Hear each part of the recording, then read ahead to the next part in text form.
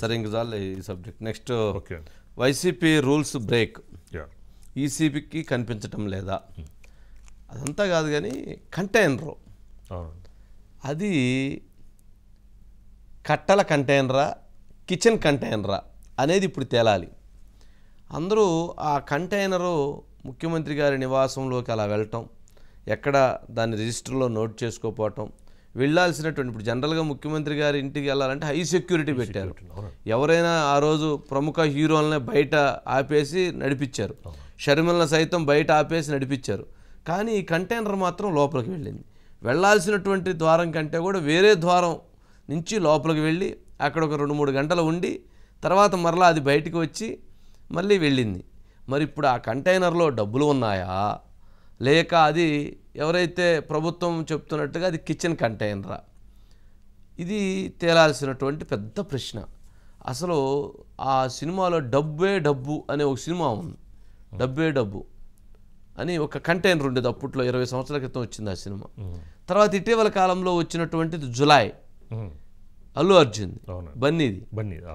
దాంట్లో కూడా కంటైనర్లో డబ్బులు పెట్టి వెళ్తూ ఉంటారు, ఆ కంటైనర్ కోసం ఎదుగుతూ ఉంటారు. అట్లాగే ఇప్పుడు ఆ కంటైనరు ఆ డబ్బులున్న కంటైనరా లేక కిచెన్ సామాను ఉన్నటువంటి కంటైనర్. కిచెన్ సామాను జగన్మోహన్ రెడ్డి గారి తినే భోజనానికి అంత పెద్ద కంటైనర్ అవసరమా?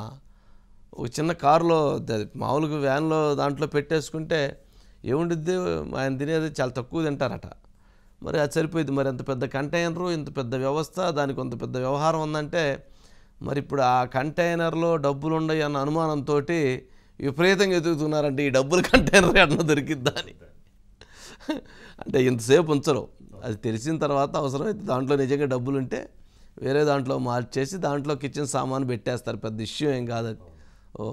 అంతే. ఇప్పుడు సరే అది ప్రభుత్వం చెప్తున్నటువంటి అది కిచెన్ సామానా లేక అది ఎవరైతే ప్రతిపక్షాలు విమర్శలు చేస్తున్నట్టుగా అది మనీ కంటైనర్ అనేది ఇక అది ఇప్పుడు తేలదు. ఎందుకంటే అది అప్పటికప్పుడు పట్టుకున్నట్లయితే అధికారులు అప్పటికప్పుడు దాని మీద ఏదైనా నిఘా చేసినట్లయితే అది వెంటనే తేలిద్ది. అంతేగాని ఇంత టైం తర్వాత అది తేలాలంటే అది కష్టం.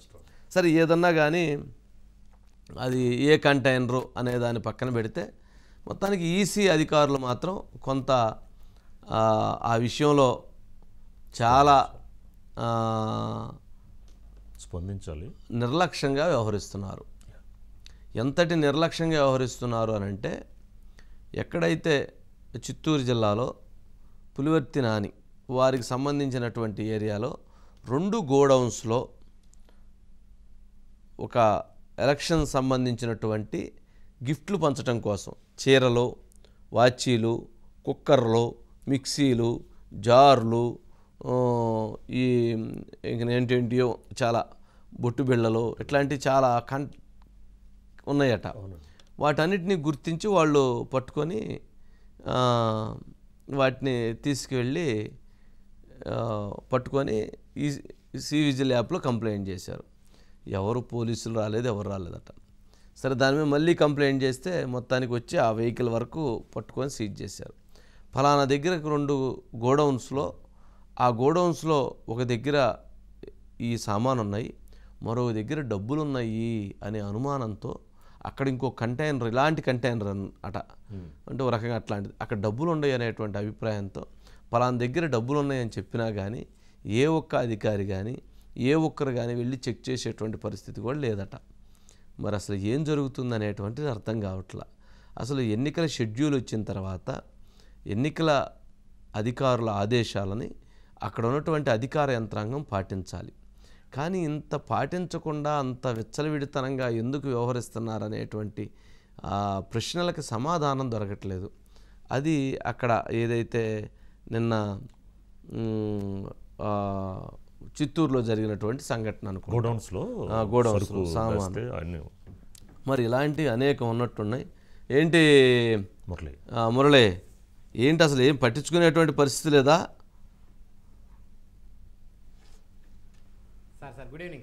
ఇందాక అది కంటైనర్ ఆ సినిమా జులై అని అది దొంగే దొంగ దొంగ దొంగ దొంగ దొంగ దొంగ దొంగ మరి ఇందాక చెప్పలేదే.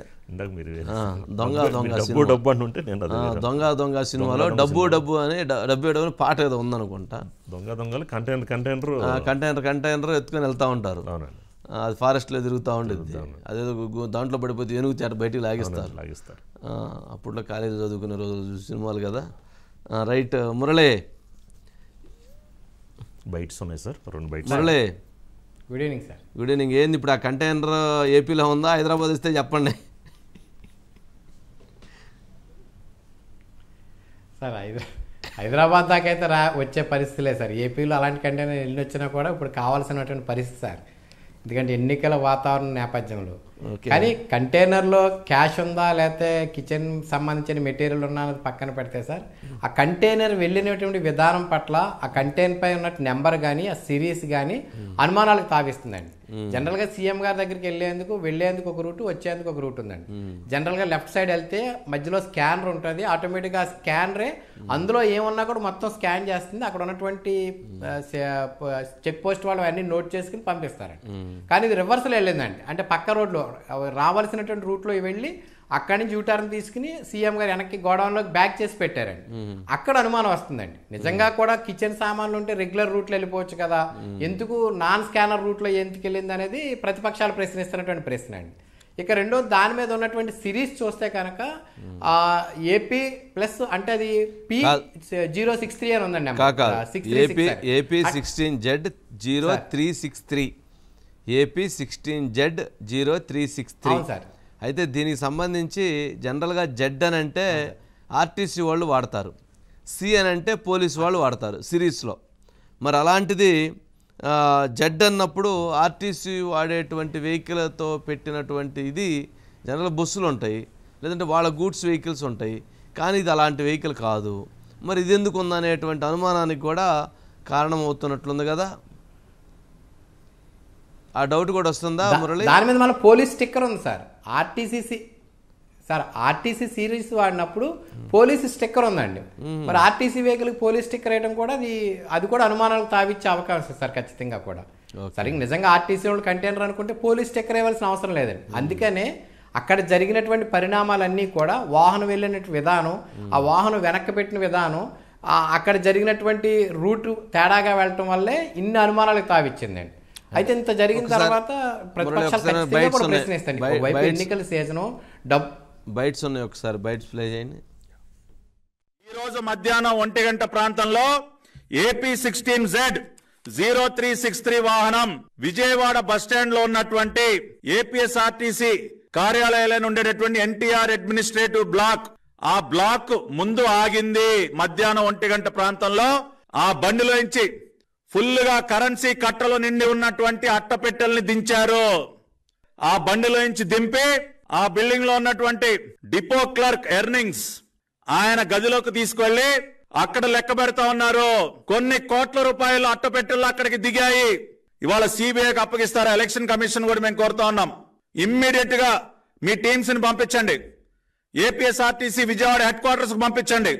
అసలు ముఖ్యమంత్రి ఇంట్లో నుంచి నోట్ల కట్టలు రావటం ఏంటండి? కంటైనర్లు మగ్గుల భాష చెల్లెలు మొగుడు అంట సార్, కౌన్సిలర్ అంట సార్. పట్టాభి గారు చాలా లైవ్ ఇచ్చినప్పుడు కూడా లెక్కేస్తున్నారు, మీరు వెంటనే వెళ్తే దొరుకుతాయి అని కూడా ఆయన చెప్పడం. అవునా?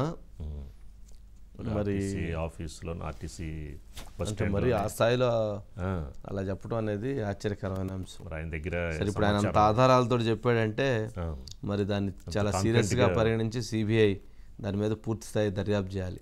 అంటే మనం దాంట్లో మనీ కంటైనర్, కిచెన్ కంటైనర్ అంటున్నాం, కాదు అది మనీ కంటైనర్ అని బలంగా చెప్తున్నారు.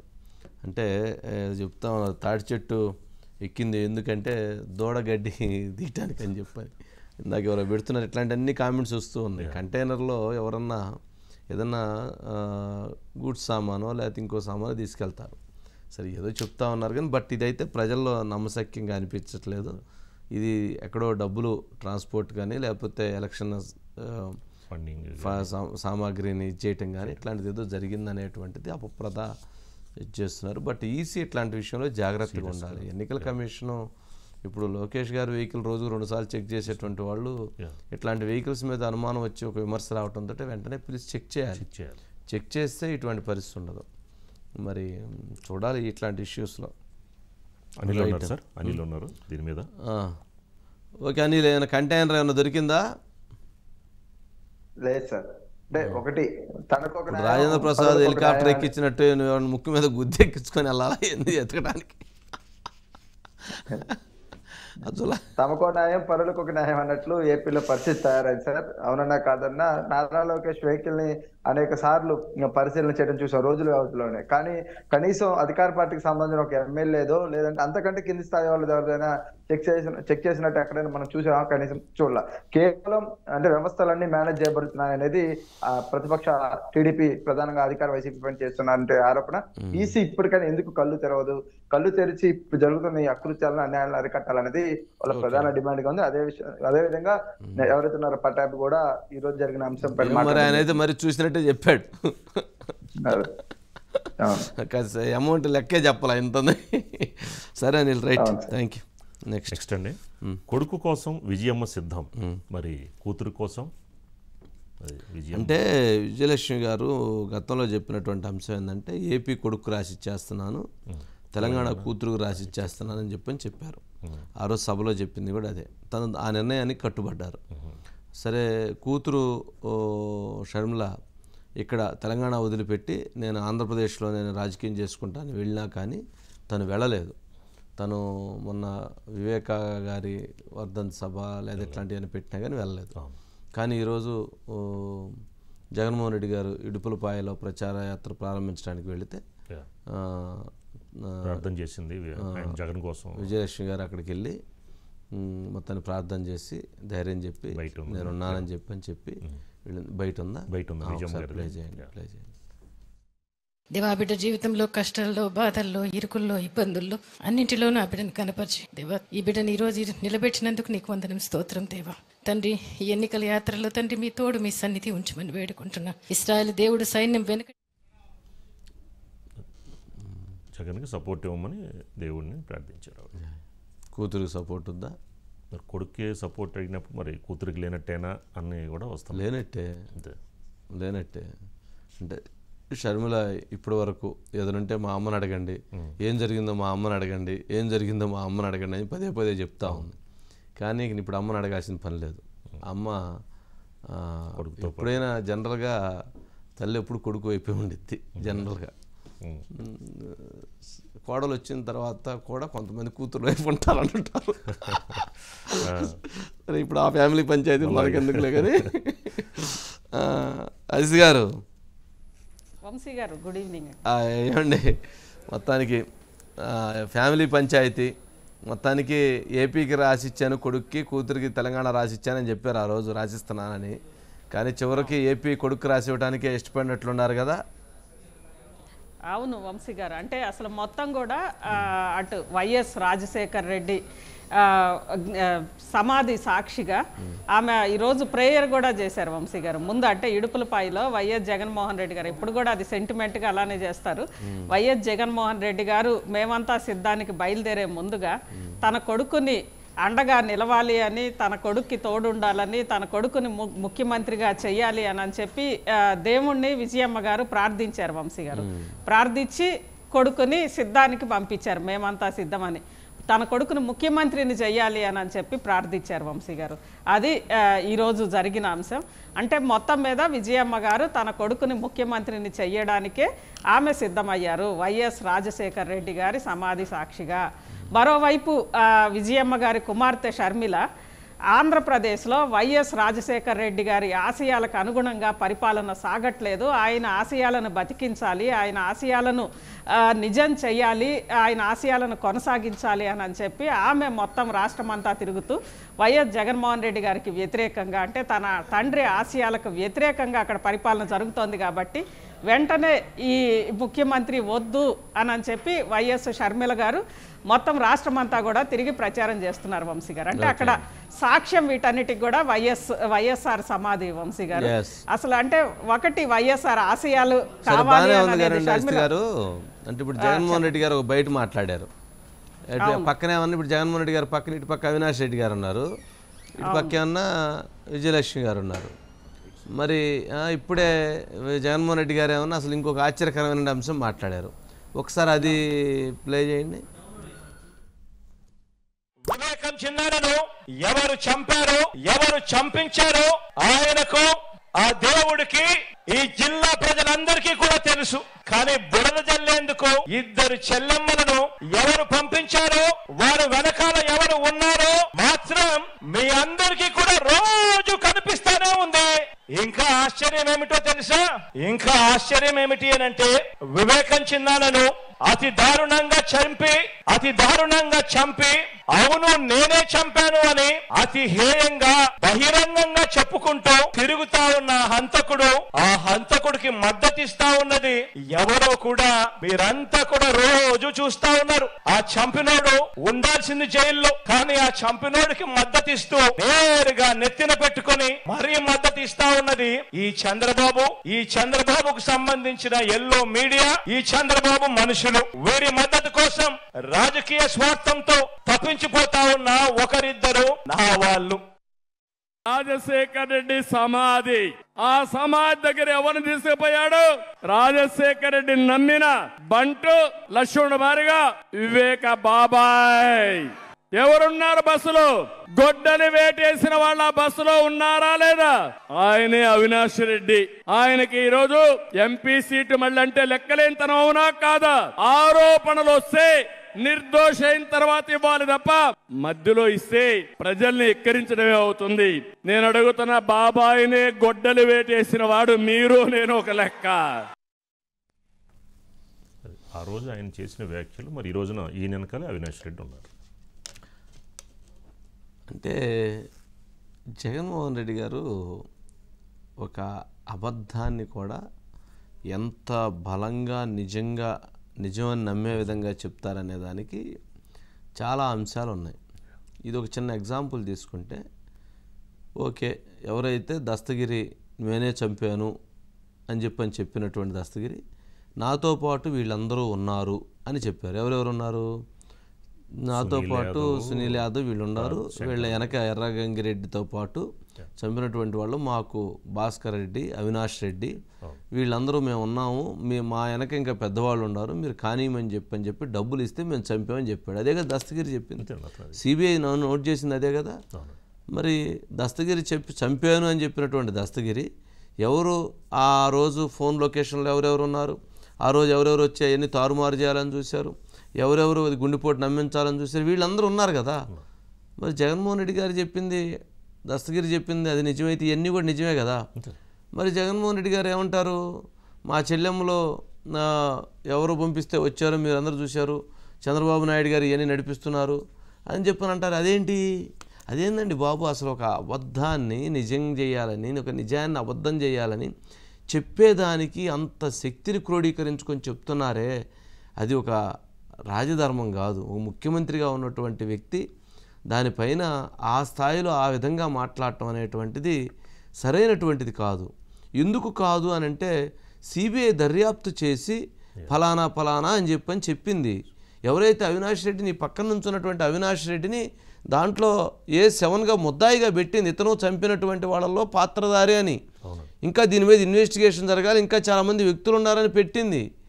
పులివెందుల ప్రజానీకానికి, కడప ప్రజానీకానికి మొత్తాన్ని తెలుసు అంటున్నారు. కడప ప్రజానీకానికి, పులివెందుల ప్రజానీకానికి ఏ చెట్టును అడిగినా, ఏ పుట్టను అడిగినా, ఏ కాయను అడిగినా, ఏ కొమ్మను అడిగినా, ఏ గడ్డను అడిగినా, ఏ నేలను అడిగినా, ఎవరైనా చెప్తారు అని ఎవరో ఆ సునీల్ యాదవ్ భార్య ఒకరోజు ప్రెస్ కాన్ఫరెన్స్ పెట్టి, అయ్యా ఎవరు చంపారో మొత్తం తెలుసు, కానీ ఇదేందయ్యా మా మీద పడుతున్నారు ఇదంతా కూడా అని చెప్పిన అమ్మాయి ఆ రోజు చెప్పింది.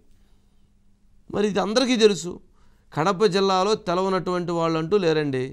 ఇది ఊరక డంబాబుస్ మాటలు అంటాం కదా, డంబాబుస్ మాటలని కోన రవికుమార్ గారు చెప్తున్నారు ఈ మధ్య. అంటే నేను చెప్పేది అబద్ధమని నాకు తెలుసు, నువ్వు వినేవాడికి నీకు తెలుసు, ఈ చుట్టుపక్కల ఉన్న వాళ్ళందరికీ కూడా నేను చెప్పేది అబద్ధం అని తెలుసు. అబద్ధం అని నేను చెబుతున్నా, నాది నాకు తెలుసు, మీది మీకు తెలుసు, ఈ చుట్టూతున్నానికి తెలుసు. మరి అందరికీ తెలిసినటువంటి అంశం అబద్ధం అనే అంశాన్ని బలంగా చెబుతాను చూసారా, కాదు ఇది జరిగిందని చెప్పని, దాన్నే డంబాబుస్ మాటలు అంటారు. బుస్ మాటలు కదా, డంబాబుస్ మాటలు అంటారు. అట్లాగా మరీ అలా చెప్తే ఎలా అండి? ప్రజల్ని ఎలా మనం రాంగ్ గైడ్ చేస్తాము? అలా చేయకూడదండి. ఎవరన్నా కానీ ఒక స్థాయి లేనటువంటి వ్యక్తులు మాట్లాడారంటే దానికి ఒక అర్థం ఉంది. స్థాయి కలిగినటువంటి వ్యక్తులు అలాంటి విమర్శలు ఉన్నప్పుడు వాటిని దాటేయచ్చు, తప్పులేదు. లేదా వాటి గురించి విచారణ జరుగుతుంది, విచారణలో వీటి విషయంలో అన్నీ తేటతలం అవుతుందని చెప్పవచ్చు. అంతేగా మరి అలాంటప్పుడు ఆ చెల్లెల మీద అసలు వైఎస్ మరి వివేకాకి ఏంటి ఎవరితోట సంబంధాలు ఉన్నాయి, అక్రమ సంబంధాల వలన చంపేశారని కొద్దిసార్లు, లేదా ఆస్తి వివాదాలతో చంపేశారని కొన్నిసార్లు, అసలు ఆయన మొత్తం హిస్టరీని అత్యంత దారుణమైన హిస్టరీ, ఆయన అత్యంత క్యారెక్టర్ లేని వ్యక్తి అని చెప్పాను. మరి అయ్యే మాటలు మరి మీ లీడర్లో మాట్లాడారు, మీ పేపర్లో రాశారు. అదే కదా మొన్న అడిగింది షర్మిల, పైన రాజశేఖర రెడ్డి గారి ఫోటో పెట్టి కింద మా నాన్న చెప్పని రాస్తున్నారు, మా క్యారెక్టర్ని అసోసియేషన్ చేస్తూ రాస్తున్నారు, ఇదే నా పద్ధతి అని అడిగింది కదా. మరి దానికి ఏం చెప్తారు అంటే ఇది ఎలా ఉందంటే అసలు ప్రజలని ఎంత దారుణంగా నమ్మించేయాలనే ప్రయత్నం. అంటే ఈ విషయంలో ఇలా జరుగుతుంది, ప్రతి విషయంలో కూడా అలాంటి వ్యవహారం, అలాంటి ప్రవర్తనతోటే, అలాంటి మాటలతోటే నమ్మించేటువంటి ప్రయత్నం జరుగుతుందనే అనుమానాలకి ఎక్కువ కారణం అవుతుంది. ప్రతిపక్షాలు చేసేటువంటి విమర్శలు ఏదైతే ఉందో, ముఖ్యమంత్రి గారు చెప్పేటువంటి ప్రతిదీ అవాస్తవం, అబద్ధం అని ఏదైతే చెప్తున్నారో వాటన్నిటి ఇలాంటి వాటి విషయంలో ఇంత విధంగా చెప్పినప్పుడు అవన్నీ కూడా అదే విధంగా వెళ్ళేటువంటి పరిస్థితి ఏర్పడుతుంది. మరి ఇట్లాంటి వాటి విషయంలో మనం ఏం చెప్తాం, ఎందుకంటే ఏం చెప్తే బాగుంటుంది, ప్రజలకు మనకంటే ఎక్కువ తెలుసు. కడప జిల్లాలో ఉన్నటువంటి ఇంత పిల్లోడికి కూడా తెలుసు అండి, కరెక్ట్ చడ్డీ కూడా ఉండదేమో వాడికి, చడ్డీ లేనివాడి పిల్లోడికి కూడా ఎవరు చంపారు అని అడిగితే వాడు చెప్తాడు. ఆ సినిమాలో బ్రహ్మానందం కనుక మాయా తాతయ్య పొలానోడు ఇది చేసాడని అట్లా చెప్తారనమాట. మరి ఏంటో ఇదంతా. అసి గారు ఏమోనండి, ఇవన్నీ డంబాబుస్ మాట్లాడి లేక మాకు ఏంది మొత్తానికి చెప్పేశారు కదా, ఏమంటారు? వంశీ గారు మొత్తం అంటే ఫస్ట్ టైము వివేకం చిన్నాయన్ని వైఎస్ జగన్మోహన్ రెడ్డి గారు ముఖ్యమంత్రి అయిన తర్వాత ఈ 5 ఏళ్లలో ఫస్ట్ టైం, అది కూడా ఎన్నికల ప్రచారం, అంటే ఇక ఎన్నికల కోడ్ అమల్లోకి వచ్చినాక ఎన్నికల ప్రచారం సందర్భంగానే, గతంలో ఎన్నికల ప్రచారం సందర్భంగా వివేక హత్యని ఆ రోజు తీసుకొచ్చారు, మళ్ళీ 5 ఏళ్ల తర్వాత ఇప్పుడు ఎన్నికల ప్రచారం సందర్భంగానే అంశాన్ని ప్రస్తావిస్తూ వివేకం చిన్నాయన్ని తొలిసారి ఈ 5 ఏళ్లలో ఈ పదం కూడా ఇంత ఆప్యాయంగా పలకడం కూడా ఇదే తొలిసారి. వంశీ గారు, వివేకం చిన్నాయన్ని ఎవరు చంపారో జిల్లా అంతా తెలుసు, కానీ చంపినోళ్ళేమో దర్జాగా తిరుగుతున్నారు. ఆ ఇద్దరు చెల్లెళ్ళని ఒకళ్ళిద్దరు మళ్ళీ రాజకీయ ప్రయోజనాలని కూడా అన్నారు వంశీ గారు తన చెల్లెళ్ళకి సంబంధించి. ఆ చెల్లెళ్ళని మొత్తం కూడా వెనకుండి చంద్రబాబు నాయుడు గారే, ఒక రకంగా చంద్రబాబు నాయుడు గారే పంపించారు అని చెప్తూ మొత్తం కూడా నా చెల్లెళ్ళని మొత్తం నా ఇంట్లో వాళ్ళనే ఇలా చేశారు అని చెప్పి. అదేవిధంగా ఇంకొకటి వంశీ గారు, ఈరోజు కొన్ని 2-3 అంశాలు చాలా విచిత్రంగా జరిగినాయి వంశీ గారు. ఒకటి ముఖ్యంగా అంటే అటు బీజేపీ, అదేవిధంగా టీడీపీ, దాంతోపాటు జనసేన అంటూ ప్రత్యక్షంగా కేంద్రం నుంచి బీజేపీ దిగింది, పరోక్షంగా కాంగ్రెస్ దిగింది ఒక్క జగన్కి. ఎటు మీడియా గురించి కూడా మీడియాని కలిపేశారు. ఇంతమంది నా మీదకి వచ్చేసారు, నేను 130 సార్లు నేను బటన్ నొక్కాను, నా కోసం 2 సార్లు బటన్ నొక్కండి, ఒక్క జగన్ కోసం ఇంతమంది వచ్చి యుద్ధం చేస్తున్నారు, మీకోసం నేను యుద్ధం చేస్తున్నా అనేది అదొక మాట చెప్పారు వంశీ గారు. దాంతోపాటు అభ్యర్థుల్ని పరిచయం చేస్తా, పులివెందల నుంచి నేను కూడా పోటీ చేస్తున్నా, మీరందరు నాకు ఓట్లేసి గెలిపించండి అని చాలా ఫన్నీగా అన్నారు వంశీ గారు. అదొకటి, అంటే తనని తాను పరిచయం చేసుకున్నారు పొద్దుటూరు సభలో, పులివెందుల అభ్యర్థిగా నేను పోటీ చేస్తున్నాను అని అనేది తనను తాను ఫ్యాన్ చేతిలో పట్టుకొని పరిచయం చేసుకున్నారు వంశీ గారు. ఈ రెండిటితో పాటు ముఖ్యంగా వివేకానంద రెడ్డి గారి హత్యకి సంబంధించి, అదేవిధంగా అందులో మనం ఇంతకుముందే మాట్లాడుకుంటున్నాం కదా వంశీ గారు, విజయమ్మను కూడా తీసుకొచ్చి ఇక్కడ వైఎస్ సమాధి దగ్గరికి తీసుకొచ్చి, అదే దీంట్లో చంద్రబాబు నాయుడు గారు అన్నట్లుగా ఇటు అవినాష్ రెడ్డి కూడా ఉన్నారు వంశీ గారు. అవినాష్ రెడ్డి గారి సమక్షంలో మొత్తం మీద విజయమ్మ ఎటువైపు అని అనేది ఈరోజు తేలింది వంశీ గారు. ఎందుకంటే మనమే చాలాసార్లు ఒక 2-3 ఇయర్స్ నుంచి మరి ఎటు రాకుండా విజయమ్మ గారు లోపలే ఉంటారేమో, న్యూట్రల్ గా ఉంటారేమో అనుకున్నాం. ఎందుకంటే 2 ఏళ్ల క్రితమే గుంటూరు దగ్గర జరిగిన వైసీపీ ప్లేనరీలో, వైఎస్ఆర్సీపీ ప్లేనరీలో గౌరవాధ్యక్షురాలుగా ఉన్న విజయమ్మ, నేను ఇంకా నా కూతురికి అండగా ఉండాల్సిన అవసరం ఉన్నది, మా కొడుకు మొత్తం కూడా వచ్చేసాడు ముఖ్యమంత్రిగా, ఇక నేను నా కూతురికి అండగా ఉండాల్సిన అవసరం ఉంది అని చెప్పి ఆ రోజు ప్రకటించారు. సరే, ప్రకటించిన తర్వాత ఈ రోజు మరి అదే కూతురు అదే వైఎస్ రాజశేఖర రెడ్డి గారి పార్టీ కాంగ్రెస్ పార్టీ తరపున ఆమె అక్కడ కాంగ్రెస్ పార్టీ అధ్యక్షురాలుగా వంశీ గారు, ఏం చిన్న పదవి కూడా కాదు, అది వైఎస్ రాజశేఖర రెడ్డి గారు నిర్వహించిన పదవి వంశీ గారు. ఆంధ్రప్రదేశ్ పిసిసి అధ్యక్షులు గతంలో వైఎస్ రాజశేఖర రెడ్డి గారు ఉన్నారు. ఈ రోజు షర్మిల కూడా అదే పదవిలో ఉంది. అదే పదవిలో ఉండి తన తండ్రి ఆశయాల కోసం అని అనేది షర్మిల వస్తూ ఉంటే విజయమ్మ గారు న్యూట్రల్గా ఉంటారేమోనని అందరూ భావించారు వంశీ గారు, బయటికి రారేమో అని. అదొకటి. ఇంకొకటి వంశీ గారు, వివేకం చిన్నాయిని ఎవరు చంపారో అందరికీ తెలుసు అని చెప్పిన వైఎస్ జగన్మోహన్ రెడ్డి గారు ఈ 5 ఏళ్లలో ఏ రోజు కూడా వివేక వర్ధంతికి కానీ వివేక జయంతికి కానీ హాజరవ్వడం కానీ అక్కడ దండేయడం కానీ నివాళులు అర్పించడం కానీ ఇలాంటివి ఏమీ చేయలేదు వంశీ గారు. ఇది ఒకటి. అంటే 5 ఏళ్ల తర్వాత ఎన్నికల సభ సందర్భంగానే మళ్ళీ వివేకానందరెడ్డి గారి పేరుని ప్రస్తావించారు. ఎందుకంటే గతంలో కూడా ఆ పేరుతోటే ఆయనకు అధికారం వచ్చింది కదా వంశీ నా వల్ల కావట్లేదులేండి అజిత్ గారు, నా వల్ల కాదు. ఈ కుటుంబ కథా చిత్రంలో ఏం జరుగుతుందో, ఈ వింతలేందో, ఈ విచిత్రాలేందో, ఈ హత్యలేందో, ఈ విమర్శలేందో, ఈ దారుణాలేందో, ఈ వ్యాఖ్యలేందో, ఎవరెవరిని విమర్శిస్తున్నారో, ఎవరెవరి మీద దాడి చేస్తున్నారో, అసలు ఏం జరుగుతుందో నాకైతే ఏం అర్థం కావట్లేదు. సరేనండి, మంచిదండి అజిత్ గారు. అమ్మో వాయ్యో. సరే నెక్స్ట్ ట్యాపింగ్స్ ప్రకంపన త్రిబుల్ ఆర్ రచ్చ చేంజ్ చేయాలనుకుంటున్న కూటమి.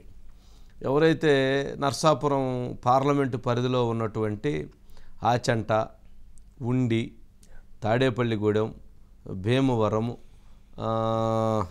పాలకొల్లు, నర్సాపురం, తణుకు ఈ పార్లమెంటు పరిధిలో ఉన్న అసెంబ్లీ కాన్స్టిట్యున్సీకి సంబంధించి తెలుగుదేశం పార్టీ, జనసేన పార్టీకి సంబంధించినటువంటి వాళ్ళందరూ కూడా అభ్యర్థులు పితాని సత్యనారాయణ గారి ఇంట్లో సమావేశమయ్యారంట రాత్రి 2 గంటల పాటు. ఇదేంటి, మనకేదో బీజేపీకి ఇస్తే ఇచ్చారు సీటు, అది రఘురామకృష్ణరాజుకి ఇస్తే మనందరికీ బలం ఏర్పడేది. సరే రఘురామకృష్ణరాజుకి కాకపోయినా ఎవరికైనా ఒక ఇంపార్టెంట్ లీడర్, తెలుగుదేశం పార్టీకి ఇచ్చినా జనసేనకి ఇచ్చినా లేకపోతే బాగుండేది.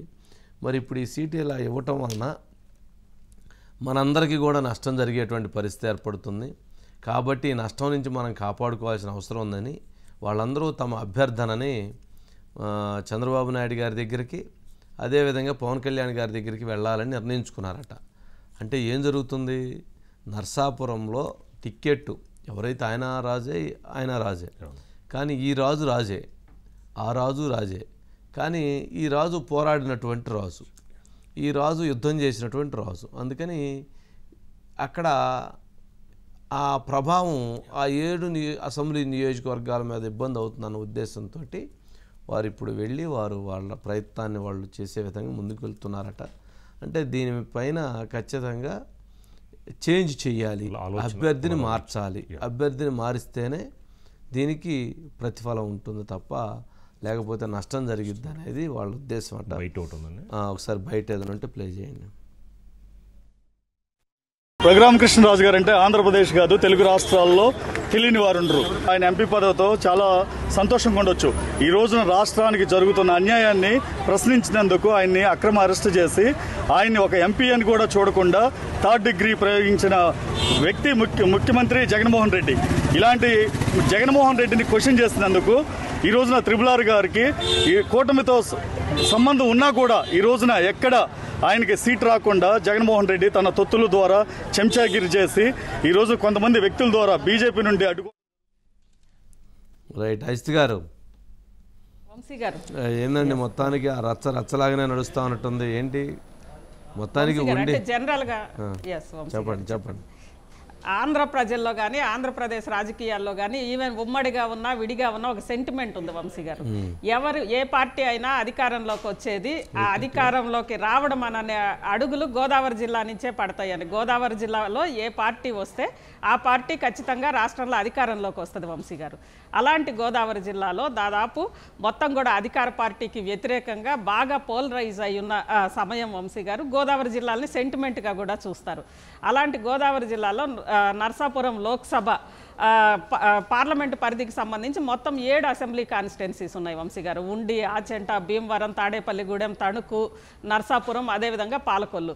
ఈ 7 అసెంబ్లీ స్థానాల్లో కూడా జనరల్గా ఒక ఎంపీ అభ్యర్థి, అదేవిధంగా ఇటు ఎమ్మెల్యేలు ఇద్దరు కూడా సమన్వయంగా రెండు కూడా బాగుంటే 7 పార్లమెంటు పరిధిలో ఉన్న 7 అసెంబ్లీ నియోజకవర్గాల్లో కూడా అంతో ఇంతో ప్రభావం ఉంటుంది వంశీ గారు. ఈరోజు రఘురామకృష్ణంరాజు గారి ప్రభావం అంటే నర్సాపురంలో రఘురామకృష్ణంరాజు గారికి ఇవ్వకపోగా బీజేపీకి సంబంధించి కూడా చాలా బలహీనమైన అభ్యర్థికి ఇచ్చారు అని అనేది ఆ 7గురి భావన వంశీ గారు. ఆ ప్రభావం ఏమన్నా మా మీద ఉంటుందేమో, ఎందుకంటే గోదావరి జిల్లాల్లో ఖచ్చితంగా గెలవాల్సిందే. 2 గోదావరి జిల్లాలకు సంబంధించి అన్నిటికన్నీ గెలుచుకోవాల్సిందే వంశీ గారు. గెలుచుకుంటామనే ధీమాతో కూడా మహాకూటమి ఉంది. ఈరోజు ఆ కూటమికి సంబంధించి ఉన్నారు. అలాంటి పరిస్థితుల్లో ఈరోజు రఘురామకృష్ణంరాజు గారికి ఇవ్వకపోగా మరో బలహీనమైన ఒక క్యాండిడేట్కి ఇవ్వడం ద్వారా ఆ ప్రభావం మా మీద పడుతుందేమో అన్న ఆందోళన వాళ్ళలో ప్రారంభమైంది. దానికోసమే పితాని సత్యనారాయణ గారి ఇంట్లో దాదాపు 2 గంటల సమావేశం అయినాక ఇక చంద్రబాబు గారిని, పవన్ కళ్యాణ్ గారిని కూడా కలిసి తమ అభిప్రాయం చెప్పి ఇంకా నామినేషన్కి చాలా సమయం ఉంది కాబట్టి ఇప్పటికైనా మించిపోయింది ఏమీ లేదు, మార్చాలి అని చెప్పి వాళ్ళందరూ కూడా కలవనున్నారు వంశీ గారు. ఓకేనండి, రైట్. ఇప్పుడే ఇంకో బిగ్ బ్రేకింగ్ అందింది. అనపర్తి నియోజకవర్గం బీజేపీ అభ్యర్థి శివరామకృష్ణంరాజు ఆయన ఫోన్ స్విచ్ ఆఫ్ చేసుకుని వెళ్ళిపోయాడట. ఆయన ఫోన్ టికెట్ లిస్ట్ అనౌన్స్ చేసిన తర్వాత ఆయన ఫోన్ స్విచ్ ఆఫ్ చేసుకొని కంటెస్ట్ చేసే ఉద్దేశంలో లేడు అనేది ఇప్పుడు అందుతున్నటువంటి టాక్. మరి ఆయన పాపం ఎవరు బలవంతంగా తీసుకొచ్చారో తెలియదు కానీ పాపం లిస్టు ప్రకటించిన తర్వాత భారతీయ జనతా పార్టీ క్యాండిడేట్ నేను పోటీ చేయని వెళ్ళిపోతే పరిస్థితి ఏంటి? ఎంత అవమానం అండి అసలు. అంటే ఏం జరిగినట్టు అప్పుడు? ఎంతటి ఒత్తిడా, లేకపోతే ఆయన ఎవరన్నా బలవంతంగా తీసుకొచ్చారా, లేక పురంధేశ్వరి గారిని ఓడించడానికి తీసుకొచ్చారా, లేకపోతే ఏం జరిగిందో తెలియదు కానీ బట్ అదైతే డ్యామేజ్ జరిగినట్టు అయింది మొత్తానికి. అంటే ఆయన ఫోన్ మామూలుగా ఛార్జింగ్ అయిపోయిందా, లేకపోతే ఎవరన్నా ఫోన్ చేసి అనపర్తి నుంచి మీరు అసలు ఎట్ట వస్తారు ఇక్కడికి, అసలు మీకు ఏం తెలుసు ఎవరైనా ఫోన్ చేసి విమర్శలు చేస్తున్నారని చెప్పని ఎవరైనా ఇది చేస్తున్నారా, లేక ఆయన ఏదైనా ఇంకేదైనా కార్యక్రమంలో ఫోన్ స్విచ్ ఆఫ్ అయ్యారా తెలియదు కానీ మొత్తానికి ఫోన్ స్విచ్ ఆఫ్ అయిపోయిందంట. అందుకని ఇప్పుడు అందరూ ఆయన కోసం ట్రై చేస్తూ ఉన్నారట. మరి ఇప్పుడు అసలు చూడాలి మరి ఏం జరిగిద్దో. Right, sensation. Thank you. మీరు చెప్పిన పాయింట్ పురంధేశ్వరి గారిని ఓడించడానికే ఇక్కడ క్యాండిడేట్ మార్చారు అన్నది అసలు ఇప్పటివరకు ఐడియా వరకు వచ్చి ఉండదండి. లేదు, అది వాళ్ళకి చాలా క్లారిటీ ఉంది, పురంధేశ్వరి గారికి కూడా క్లారిటీ ఉంది. సో అలాంటప్పుడు ఆవిడ కూడా సీరియస్గా తీసుకుంటేనే ఏమైనా అది ఇబ్బందే. చాలా మంచి పాయింట్ అండి. రైట్, నెక్స్ట్ అండి ట్యాపింగ్స్ ప్రకంపనల్స్ కపుల్స్ మే దడ్ ఈ ట్యాపింగ్ మాత్రం అంటే ఇది ఇక్కడతోటి ఆగలేదట, జిల్లాల్లో కూడా జరిగిందట. నల్గొండ జిల్లాలో అట్లాగే వరంగల్ జిల్లాలో కూడా అప్పుడు అక్కడ ఉన్నటువంటి ఒక ముఖ్య నేతల ఆధ్వర్యంలో అక్కడ ఉన్నటువంటి కాంగ్రెస్ నేతల మీద ఫోన్ ట్యాపింగ్ చేసి వాటిని కూడా కొంత నడిపించారట. అభ్యర్థులకు సంబంధించినటువంటి అన్నీ కూడా నడిపించారట. వాళ్ళు డబ్బులు ఎటు వెళ్తున్నాయి, ఎవరెవరు సపోర్ట్ చేస్తున్నారు అనేది కూడా రికార్డ్ చేసి చేశారట. అంటే జనరల్గా వాడే కానీ ఇంక ఇతర అంశాలు కూడా మాట్లాడుకుంటారు కదా, వాటిని కూడా రికార్డ్ చేసి చేశారనేది ఇప్పుడు అదొక ప్రకంపనలో జిల్లాలకు కూడా వెళ్ళిపోయింది ఇది. అయితే ఇప్పుడు దీని మీద కొత్తగా కేసులు నమోదు చేసేటువంటి ప్రక్రియకు సంబంధించి కొంత వ్యూహాత్మకంగా వెళ్ళబోతుందంట ప్రభుత్వం. ఆ కేసులు ఏంటంటే ఎవరి దగ్గర అయితే వీళ్ళు ఫోన్ రికార్డుని, ఎవరి దగ్గర అయితే గోల్డ్ కానీ క్యాష్ కానీ ఎవరి దగ్గర అయితే వీళ్ళు ఎత్తుకొచ్చారో వాళ్ళ డేటా సేకరించి వాళ్ళ ద్వారా కంప్లైంట్ తీసుకొని ఆ కంప్లైంట్ ద్వారా కేసు నమోదు చేయాలని. అంటే అది సపరేట్ కేసు అయింది, ఒక్కొక్క సపరేట్ కేసు అయింది. ఈ కేసులో ఎవరెవరు ఏంటి అనేటువంటి దాన్ని లిస్ట్ అవుట్ చేయటం. సరే మనీ ఏంటి, మనీ ఎవరిది, మనీ ఎక్కడి నుంచి వచ్చింది అనేది అది వేరే విషయం. ఏమైంది, అరబిందో వాళ్ళ దగ్గర, హెట్రో వాళ్ళ దగ్గర 100 కోట్లు పట్టుకున్నారు ఒక ఇంట్లో బీరువాల్లో. ఏం చేశారు, ఏం చేశారా, ఏమైంది, ఏమైనా అయిందా, ఏమి కాల. ఇట్లా ఇవన్నీ కూడా తీసి చేయాలనేటువంటి ఒక కార్యక్రమం ఉంటుందంట. మధు బయట ఒకటి ఉందండి, బయట ప్లే చేయండి. మొన్నటిదాకా కాంగ్రెస్ దొంగ ప్రచారం చేసింది. ఏమన్నారు, బీఆర్ఎస్ బీజేపీ ఒకటే, అందుకే కవితమ్మని అరెస్ట్ చేస్తలేరు. ఇలా మరి కవితమ్మని అరెస్ట్ చేసిండ్రు. అదే కేసులో కేజ్రీవాల్ అరెస్ట్ అయితేనేమో అది అన్యాయం అట, అదే కేసులో కవితమ్మ అరెస్ట్ అయితే మాత్రం అది న్యాయం అట. ఇది ఎక్కడ న్యాయం, ఇది ఎక్కడ నీతి? 6 గ్యారంటీలు పక్కకు పోయినాయి, ఇప్పుడు 6 గారడీలు మోపోయినాయి. 6 గారడీలు అంటే ఏంటి? ఒకటేమో కాళేశ్వరం స్కామ్ అని చెప్పి యూట్యూబ్లో ఆన్లైన్లో ఒకటి రాయాలి, ఇంకో దిక్కు బర్ల స్కామ్, ఇంకో దిక్కు గొర్రెల స్కామ్, ఇంకో దిక్కు ఫోన్ ట్యాపింగ్, ఇదట అంటే అదట, అదట అంటే ఇదట, వీళ్ళ ఫోన్ ట్యాప్ అయిందంటే వాళ్ళ ఫోన్ ట్యాప్ అయిందట. నిన్న చూసిన ఓ దగ్గర నేను 10 లక్షల ఫోన్లు ట్యాప్ చేసిండు కేసీఆర్. చేస్తే గీస్తే ఒకడో ఇద్దరో లుచ్చగాళ్ళ ఫోన్లు ట్యాప్ చేసి ఉండొచ్చు, నాకెమెరిక కానీ చేసి ఉండొచ్చు దొంగల లంగలి, ఎందుకంటే పోలీసుల పని అది. కానీ దానికి ఏదో పెద్ద అంతర్జాతీయ కుంభకోణం ఏందో జరిగిపోయింది, ఏమో అయిపోయింది. ఎందుకు ఇవన్నీ డ్రామాలు? జరిగితే జరిగింది అంటున్నాడు, వాళ్ళు చేస్తే చేసే నాకేమో సంబంధం అంటున్నాడు ఆయన. జరిగి ఉండొచ్చు నాకేమో సంబంధం అన్నాడు. 100% అలాంటిది జరిగనుకుంటే ప్రభుత్వంలో ఆ రోజు అత్యంత కీలకమైనటువంటి పాత్ర పోషించినటువంటి వ్యక్తి కేటీఆర్ గారు కాబట్టి ఆయనకే సంబంధం. అంటే ఆయన సంబంధం ప్రమేయం ఉందా లేదని పక్కన పెట్టినా కానీ బాధ్యత అయితే కేసీఆర్ గారు తీసుకోవాలి, కేటీఆర్ గారు తీసుకోవాల్సిన అవసరం అయితే ఉండిద్ది. ఎందుకంటే ఇది దాదాపు కంక్లూషన్లో ఆయన పేరు వచ్చేసి ఉండిద్ది అయితే ఇప్పటికీ. అందుకని ఆయన ఆ విధంగా ముందుగానే నాకేం సంబంధం, అక్కడేదో జరిగితే నాకేం సంబంధం అని అంటున్నారు. Right Madhu. Sir good evening sir. Good evening Madhu. ఏంటి సార్ మొత్తానికి వరంగల్, నల్గొండ, హైదరాబాద్ మధ్యలో రవిపాల్. ఎవడు ఈ రవిపాల్ ఎవరు? రవిపాల్ అదే సార్ రవిపాల్ సార్, అతని పేరే రవిపాల్. ఎవరి రవిపాల్ అంటే ఇజ్రాయెల్ నుంచి హైదరాబాద్కి ఈ ఎక్విప్మెంట్ అంతా కూడా రావడం, వచ్చినటువంటి ఎక్విప్మెంట్ని సెట్ చేయడం, అంటే టెక్నికల్గా టెకీ ఇతను. సో టెక్నికల్గా చాలా టాలెంటెడ్. ఎస్ఐబి స్పెషల్గా ఇతన్ని నియమించుకుంది. ఇతనికి ఎన్ని వందల కోట్లు ఇచ్చారో తెలియదు కానీ సార్ మొత్తానికైతే మొత్తం ఎక్విప్మెంట్ ఇజ్రాయెల్ నుంచి తీసుకొని రావడం, తీసుకొని వచ్చిన తర్వాత ఇక్కడ ఏర్పాటు చేయడానికి ఇతని ద్వారానే నిర్వహించారు. ప్రతిదీ కూడా రవిపాల్ ద్వారానే జరిగింది. రవిపాల్ ఏం చేశారు, తనకు వచ్చినటువంటి డబ్బులు ఏవైతే ఉన్నాయో ఆ డబ్బులని కొంత కమిషన్ రూపంలో కొంతమంది కింది స్థాయి పోలీసులు ఎవరైతే ఉంటారో వాళ్ళకి తన అకౌంట్లో పడినటువంటి డబ్బులని కమిషన్ రూపంలో కొంతమంది పోలీస్ ఆఫీసర్లకు ఇచ్చారు రవిపాల్. ఈ రవిపాల్ని ఇప్పుడు పట్టుకుంటే మొత్తం బండారం అంతా కూడా బయటపడుతుంది. ఎక్కడ ఎప్పుడు ఎన్ని గంటలకు ఎవరు చెప్తే ఏం చేసిందంతా కూడా ఈ రవిపాల్ చేతిలో ఉంది. రైట్, ఇదొకటైతే నల్గొండ, వరంగల్ ఈ ఇన్ని రోజుల పాటు హైదరాబాద్ అనుకున్నారు. ఈ 2 జిల్లాలలో చాలా కీలకమైనటువంటి రికార్డింగ్సే జరిగాయి. ప్రధానంగా కాంగ్రెస్ పార్టీకి సంబంధించినటువంటి టాప్ లీడర్స్ ఎవరైతే ఉంటారో ఉత్తమ్ కుమార్ కావచ్చు, లేకపోతే మిగిలినటువంటి నాయకులు, వాళ్ళందరినీ కూడా ఒక పద్ధతి ప్రకారం అంటే ఎన్నికల సమయంలో వీళ్ళ దగ్గర నుంచి డబ్బులు ఎలా వెళ్తున్నాయి అనే దాని మీద అప్పటి మంత్రులు ఎవరైతే ఉన్నారో ఒక పోలీస్ స్టేషన్లో కూర్చొని మరి విన్నారు. పర్వతగిరి అనేటటువంటి ప్రాంతంలో ఒకటి ఏర్పాటు చేశారు వార్ రూమ్ని. అదేవిధంగా ఒక పోలీస్ స్టేషన్లో ఏకంగా ఎక్విప్మెంట్ ఏర్పాటు చేసి అక్కడికి కూడా రవిపాల్ని తీసుకెళ్ళి అక్కడ ఎక్విప్మెంట్ పెట్టుకొని అక్కడ వింటూ కూర్చున్నారు. ఎందుకు అంటే ఎక్కడి నుంచి ఎవరి డబ్బులు ఎలా వెళ్తున్నాయి, అసలు మన పార్టీకి సంబంధించినటువంటి వాళ్ళు మన పార్టీ కోసమే పనిచేస్తున్నారా, వేరే పార్టీ కోసం పనిచేస్తున్నారా అనే స్థాయి వరకు కూడా రికార్డింగ్లు అయితే జరిగాయి సార్. డెఫినెట్గా దీనికి సంబంధించినటువంటి కాసేపటి క్రితం మనం చూసుకుంటే మాత్రము పోలీసులు ఒక కీలకమైనటువంటి సమాచారమే రాబట్టారు.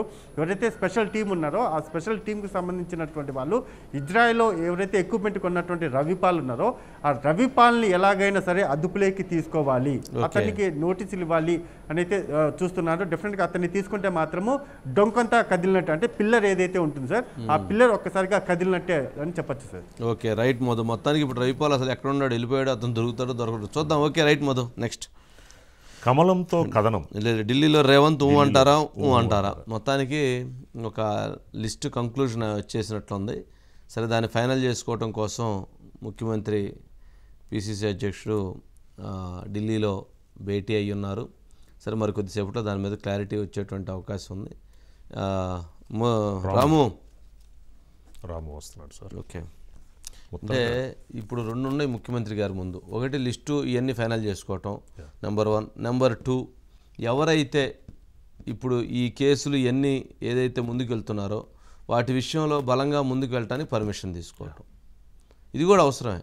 ఎందుకు పర్మిషన్ తీసుకోవాలి, ఎందుకు పర్మిషన్? గవర్నమెంట్ మీద ఎక్కడ ఎలాంటి మచ్చ పడకుండా గవర్నమెంటు ముందుకు వెళుతుంది. ఇవన్నీ అక్రమాలు చేశారు, వీళ్ళందరి మీద చర్యలు తీసుకోవడానికి ముందుకు వెళ్ళాలి. మామూలుగా అయితే వెళ్ళొచ్చు, కానీ ఇప్పుడు ఎన్నికల్లో ఉన్న నేపథ్యంలో అది రాము ఏంటి ఢిల్లీలో ఏం జరుగుతుంది, ఏం జరగబోతుంది? దాదాపు అంటే తెలంగాణ రాజకీయం అంశం విషయంలో కొంత వ్యూహాత్మకంగా అడుగులు పడుతున్నాయి కదా. చాలా వెనక్కి ముందుకు లాగేవాళ్ళు, వెనక్కి నడిపేవాళ్ళు, వెనక్కి లాగేవాళ్ళు, ముందుకు వెళ్ళేవాళ్ళు, ఎట్లా నడుస్తుంది కదా. ఏంటి, ఏం జరుగుతుంది, ఏం జరగబోతుంది?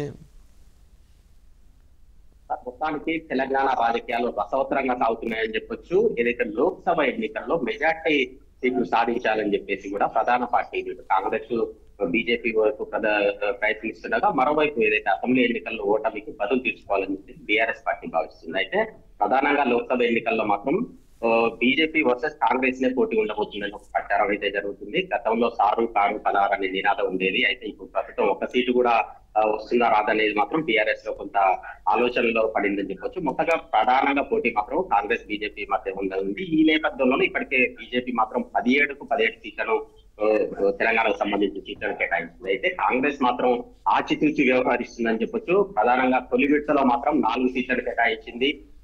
రెండో విడతలో మాత్రం 5, మొత్తంగా 9 ఇప్పటి వరకు అయితే అభ్యర్థులను ప్రకటించారు. మిగిలిన 8 వరకు కొద్దిసేపు క్రితం కూడా సిఈసి సమావేశం కూడా జరగడం జరిగింది. ఇందులో కేవలం 2 అభ్యర్థులే ప్రకటించినట్టు కూడా సమాచారం ఉంది. వారు ఇక్కడ తెలంగాణ వాళ్ళ వేరే రాష్ట్రాలకు చెందిన వాళ్ళ అనేది ఒక క్లారిటీ అయితే లేదు. మొత్తంగా మరోసారి 31వ తేదీన ఈ సమావేశం చేయాలి. ఈ సమావేశంలో మిగిలిన అభ్యర్థులను కూడా ప్రకటిస్తారని చెప్పేసి ఒక ప్రచారం అయితే జరుగుతున్నటువంటి పరిస్థితి అయితే ఉంది. అయితే కాంగ్రెస్ మాత్రం ఆచితూచి ఎందుకు వ్యవహరిస్తుంది అంటే మొత్తంగా 14 స్థానాలు గెలుపొందాలని చెప్పేసి ఒక టార్గెట్ అయితే పెట్టుకున్నటువంటి పరిస్థితి అయితే కనిపిస్తా ఉంది. 14లో కనీసం 12 అయినా రావాలి. ఎందుకంటే ఈసారి మాత్రం కేంద్రంలో రాము వాటితో పాటు ఎవరైతే ఇప్పుడు ముఖ్యమంత్రి రేవంత్ రెడ్డి గారు అనుకున్నటువంటి సాధించే విధంగా ప్రభుత్వంలో పూర్తి పట్టు సాధించే విధంగా అడుగులు కూడా ముందుకు వేసేందుకు అప్రూవల్స్ జరుగుతాయి అంటావా ఢిల్లీలో అధినాయకత్వం దగ్గర?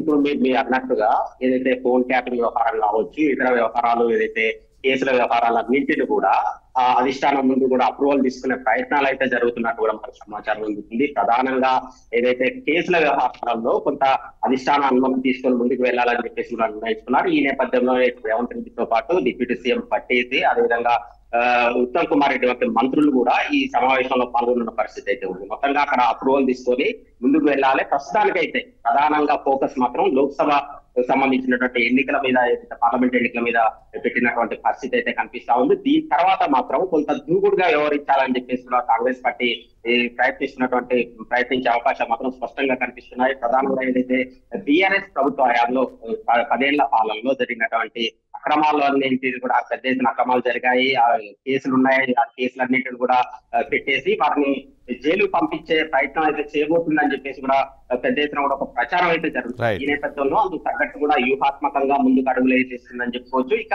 అభ్యర్థుల ఎంపిక విషయంలో మాత్రం ఏదైతే 2-3 ఒక్కొక్క నియోజకవర్గం కేవలం ఇప్పుడు ప్రస్తుతానికైతే 8 స్థానాలు ఉన్నాయి, మిగిలి ఉన్నాయి. 8లో 2-3 వేసి పేర్లను కూడా అధిష్టానం ముందుంచినటువంటి పరిస్థితి. వాళ్ళల్లో ఎవరైతే బలమైన అభ్యర్థిని ఎంపిక చేయాలి. ఈసారి 17 సీట్లలో 14 సీట్లు గెలవాలి, లేకపోతే 12 కైవసం చేసుకోవాలని చెప్పేసి కూడా ఇటు కాంగ్రెస్ పార్టీ భావిస్తుంది. అందులో భాగంగానే ఇటు వాళ్ళ అప్రూవల్ తీసుకోవడానికి కూడా ఈ రోజు సమావేశం ఏర్పాటు చేస్తున్న పరిస్థితి అయితే ఉంది. అయితే ఈ సమావేశం 31వ తేదీకి మరోసారి కూడా వాయిదా పడ్డట్టు కూడా మనకు సమాచారం అవుతుంది. ఓవరాల్ గా ఏదైతే కాంగ్రెస్ పార్టీ మాత్రం తెలంగాణలో ఉన్నటువంటి అభ్యర్థుల ఎంపిక కావచ్చు, ఇతర ఏదైతే బీఆర్ఎస్ పార్టీ హయాంలో ప్రభుత్వ హయాంలో జరిగినటువంటి సంబంధించినటువంటి వ్యవహారాలు పూర్తి స్థాయిలో అప్రూవల్ తీసుకునేది మాత్రం ప్రయత్నిస్తుందని చెప్తారు. Right Ramu, right. Thank you Ramu. ఇప్పుడే పవన్ కళ్యాణ్ గారు ఒక వార్నింగ్ ఇచ్చారు. పొత్తు ధర్మంలో భాగంగా 3 పార్టీల నాయకులందరూ కూడా సమన్వయం చేసుకోవాలి, కలిసి పనిచేయాలి, పొత్తు ధర్మాన్ని పాటించాలి, గెలిపించాల్సిందే. అలా కాకుండా కానీ వ్యవహరించినటువంటి వాళ్ళ మీద చర్యలు తీసుకునే విధంగా ముందుకు వెళ్ళాలనేటువంటి స్టేట్మెంట్ కూడా ఇచ్చినట్లుగా చెప్తున్నారు. ఇది ఓవరాల్గా ఉన్నటువంటి అంశం. థ్యాంక్ యూ రాజు గారు. థ్యాంక్ యూ వంశీ గారు. Thank you once again. ఇవి ఇవాల్టి సూపర్ ప్రైమ్ టైం విశేషాలు. చూస్తూనే ఉండండి మహా న్యూస్.